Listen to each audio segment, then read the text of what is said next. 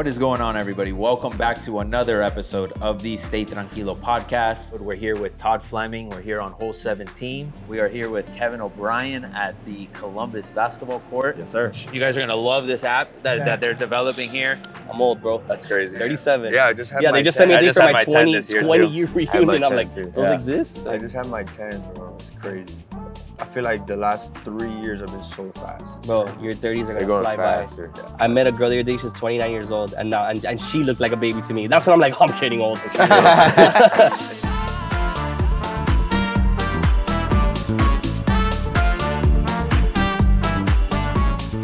At an older age now, almost heading into my 40s, I didn't realize this. I wish I knew this in my 20s, gratitude.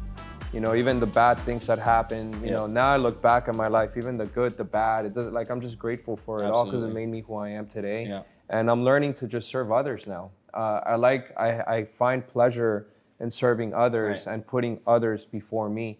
I think that's the ticket, you know what I mean? Or maybe that's just me reading the Bible too much, but it's making me more grounded in that realm. And I think just life is better that way. You left your, full-time job to be able to do Salty Golfer full-time. Can you tell me a little bit about, how you were able to get to that point, right? And what that decision process was like for you? Do you want to be 75 years old, laying in this bed, looking up at the ceiling and wondering what if? And when she said that, I was like, all right, we're doing it. We're doing it. Because I don't want to wonder what if.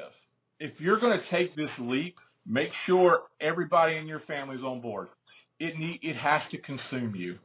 You have to want to do it.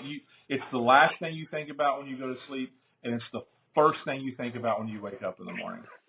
If it doesn't consume you, you won't do it. You won't put in the work. You won't do it. I know the Who guys made the behind first Cajachina? Well, I know the guys behind Cajachina. Yeah? They're like the actual brand, like they're Cajachina? the actual Cajachina. Yeah. And I mean, we could probably ask them. I bet you when it's gotta did you be- guys start that It's shit? got to be an interesting story. It's got to be Yeah, somewhere bro. in I mean, they've Cuba. innovated They that didn't thing have a to, way to like, cook it exactly. probably, and they made a box out of. I bet you it's some. No, some shit like that. Spice some It definitely cool was like story. that. They were like, you have this pig. Yeah. Are we gonna cook this shit? Yeah. We're don't have gonna a cook it grill. whole as hell, guajiro And style. think about it. There's probably Yeah. no grill that was big enough to put a pig on of it. So course. maybe they used to cut it up and cook it, and they're But like, like we don't, we use like bags of charcoal and shit like that. I Yeah. wonder what they were using to like ignite that shit. Why is it China? Cajachina. That's That's so a good true. question. Why is it Cajachina? That's You're a good right. question. Why is Like it? it's a Cuban Why is it a thing. Chinese Yeah. box? Why is it the Chinese box? Why the Chinese got to make everything? No, Did they make it in? It's like there's a stigma around wine, right? Like it's like very, it's for like the wealthy, or it's very like sophisticated, like only certain people can drink wine. But reality is, I think we all kind of enjoy wine and kind of the type of drinking that comes with it, right? The intimidation factor of like people who maybe haven't wine tasted before is very similar to people who haven't golfed before. Yeah. Where there's kind of that stigma True. of like, it's for the upper class. It's not very welcoming. That's very true. You That's a gotta know great your point. stuff before you even know your stuff. And it's Mhm. like, that's ridiculous. Everywhere I go now, I'm bringing my golf clubs. Oh, It's not even a question. Like my girlfriend always makes fun of me. Really, you're gonna bring your clubs? And I'm like, fuck yeah, I'm gonna bring my clubs.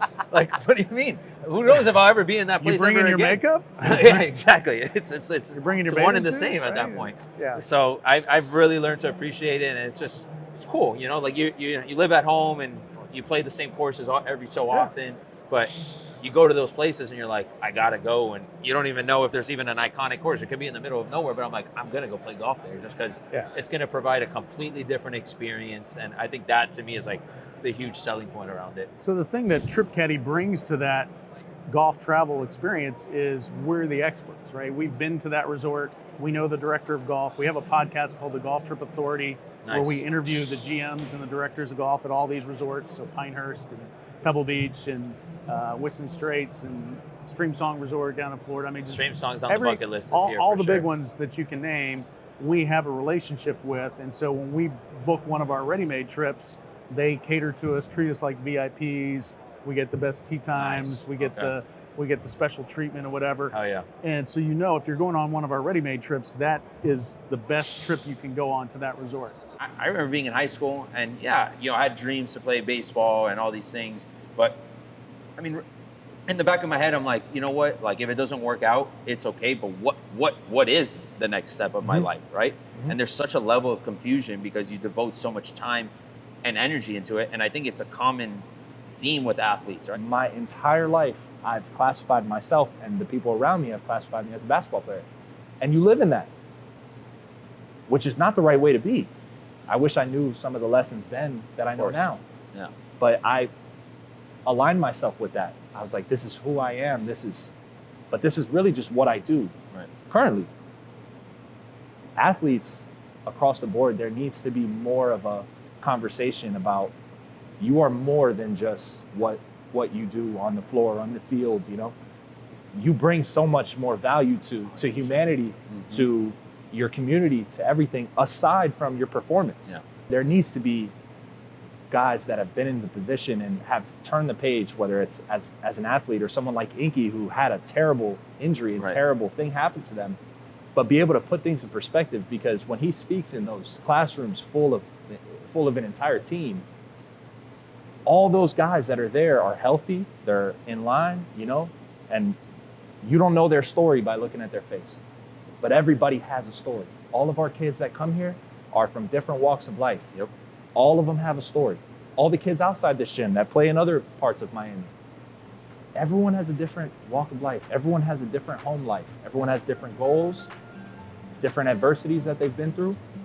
And when you can help make a kid feel like he's heard, cared about, that there are people that are willing to help him achieve his goal, I can't even put in words what that would have meant for me as a player.